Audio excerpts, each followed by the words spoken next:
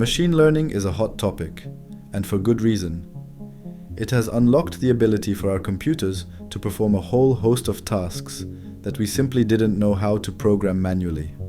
This fascinating discipline is also a lot of fun to try out on your own, but can be quite daunting due to its many mathematical and programming prerequisites, especially if you want to write everything from scratch, yourself. A branch of machine learning, called reinforcement learning, is particularly appealing. It promises to teach a program to perform complex tasks by letting it carry out its own experiments in a given environment. However, this set of techniques requires an excellent understanding of the machine learning principles on which it is based. In this video, I'm going to present a very simple method, which you can do yourself from scratch, and which requires much less theoretical knowledge. Naturally, this method is also far less powerful than the current state of the art. But it does at least allow you to build up an intuition about the fundamental principles, while playing around with some amusing results. To give a concrete example of how to use this method, I'm going to apply it to a classic case: stabilizing an inverted pendulum on a cart. This technique is heavily inspired by the famous NEAT algorithm, neuroevolution of augmenting topologies, but in a simplified version. The principle of this algorithm is to evolve neural networks, both in terms of their architecture and their weights. The advantage of building the neural network as the training progresses is to start with very few parameters to optimize at a time, this aspect being a notorious limitation of evolutionary algorithms. The type of networks used is a little different from traditional models based on interconnected layers, since unlike the latter, their architecture is designed to evolve as training progresses. Here we use DAGs, directed acyclic graphs, to represent neural networks. DAGs are a kind of graphs in which there are no cycles. Networks are made up of three types of nodes: inputs, whose value comes from a measurement of the environment; hidden nodes, whose value is not accessed directly, but is used for the internal workings of the network; and outputs, whose value will be used to interact with the environment. The first thing to do in order to execute a network of this type is to determine the order in which to perform the operations. To do this, we can use topological sorting to order nodes according to their ancestors so that a descendant is always placed after its parents. To sort nodes, we start by creating a list containing all nodes without incoming connections. Then, as long as this list is not empty, we extract the nodes from it one by one, and for each one, we delete its outgoing connections, then add it to the list of sorted nodes. If one of the descendants has no more incoming connections, we add it to the list of nodes to be processed.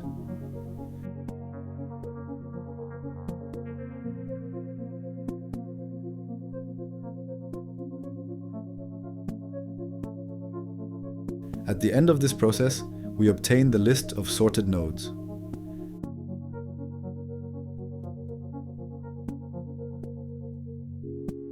Next, we set the value of the inputs with the data coming from the environment, and, following the previously defined order, we apply the operations one after the other until we reach the outputs.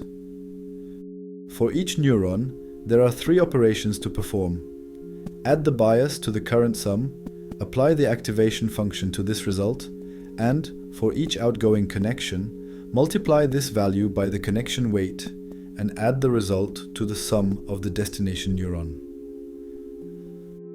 In this example, the activation function is the identity function for the inputs and hyperbolic tangent for the other neurons. The peculiar nature of this type of network makes it slow to run, unlike layered networks which exploit matrix multiplications that are massively parallelizable. Now that we've seen how the neural networks used in this approach work, let's see how they can be trained to perform the required task. Training is carried out in successive iterations. Each of these iterations takes place in three stages: evaluation, selection, and mutation.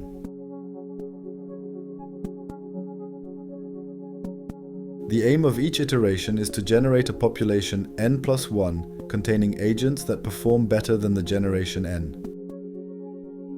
The first step is to assess the current population on the task in hand. To do this, we use a fitness function that associates a score with each agent, representing its ability to perform the task. Finding a good fitness function can be tricky, but it can have drastic consequences on the final result, as we'll see later. The second step is to select the agents who will participate in the next iteration. To do this, they are first sorted by score. Then the top 30% are directly added to the next population, unchanged. To generate the remaining 70%, we draw individuals from the population as many times as necessary. Each agent has a chance of being selected which is proportional to its score. The final step is to evolve the networks so that they produce slightly different and ideally better results. Each selected network then has a chance to undergo a mutation, which can be a new connection, a new neuron created by splitting an existing connection in two, or a modification of an existing weight. It is also possible for the network to remain unchanged. We've seen how the algorithm works as a whole. Now let's apply it to a concrete case: balancing an inverted pendulum. For this problem, the environment is very simple, consisting of a fixed length rail on which a cart can move, with a pendulum connected to it.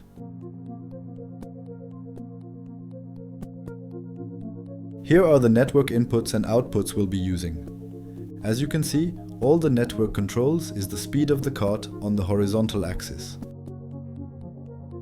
The activation function used is ReLU for the hidden neurons and hyperbolic tangent for the output.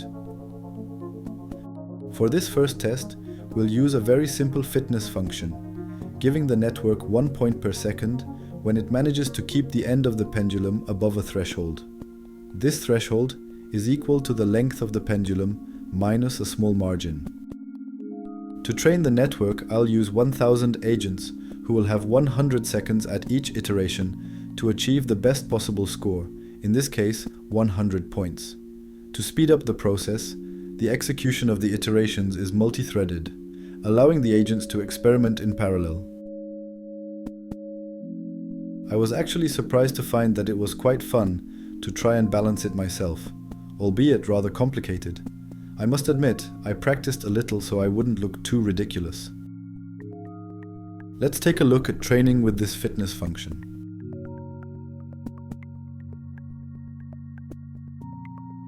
We can already take a look at where our networks stand after a few seconds of training, at the 10th iteration.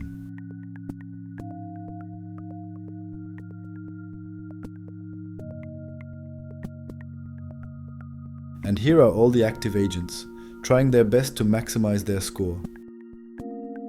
Let's get back to training and follow the agent's progress, which so far has been quite rapid. With a score of over 99, let's see how the network performs.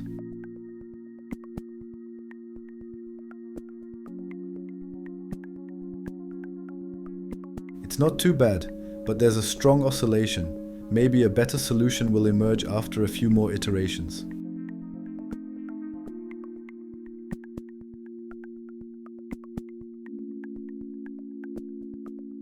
Unfortunately, it's even worse.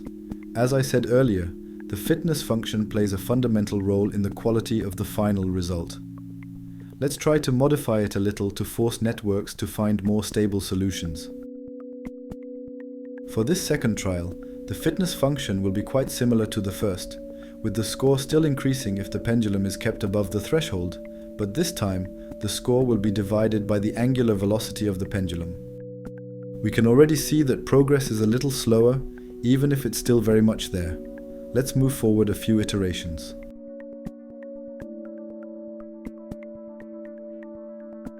Now that we've reached 99 points, let's take a look at the result. It's already much better, the strong oscillations have disappeared, and the stable state is reached very quickly. However, I'd be happier if the pendulum stabilized in the center of the rail. Let's adapt the fitness function again to push the solutions towards the middle. In addition to the previous modification, the score will be reduced in proportion to the distance to the center. Progress is very rapid at first, before slowing down and gently increasing. Let's fast forward and see where it takes us.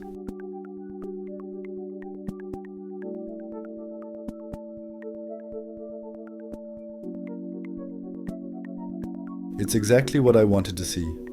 The balance is reached very quickly, and then the cart remains almost stationary.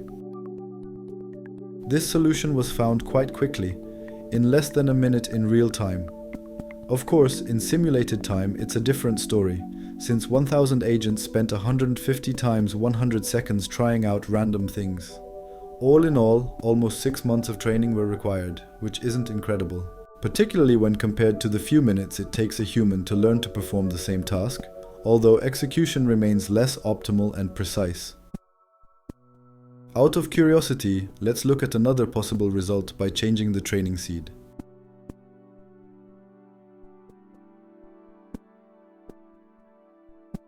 Another rather elegant solution, although the final network is a little more complex than last time. After playing with all these solutions for a while, I wondered how sensitive they were to external disturbances. To test this, I added random pulses that are applied to the end of the pendulum in an irregular pattern. Let's load the same neural network and see what happens with the addition of random perturbations.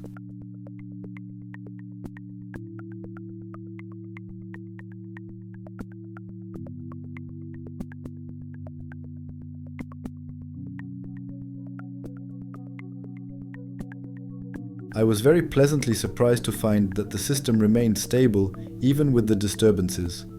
I was expecting more sensitivity from the solution. I then wanted to interact directly with the pendulum myself to better test its robustness.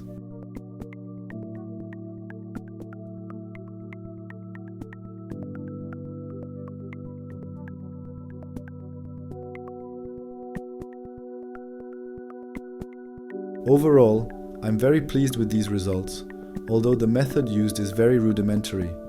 However, the simple pendulum seems to be a bit too easy of a problem, even for this algorithm.